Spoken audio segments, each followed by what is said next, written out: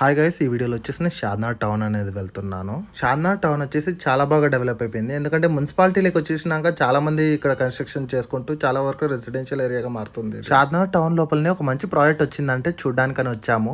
ఇది వచ్చేసి national highway 7.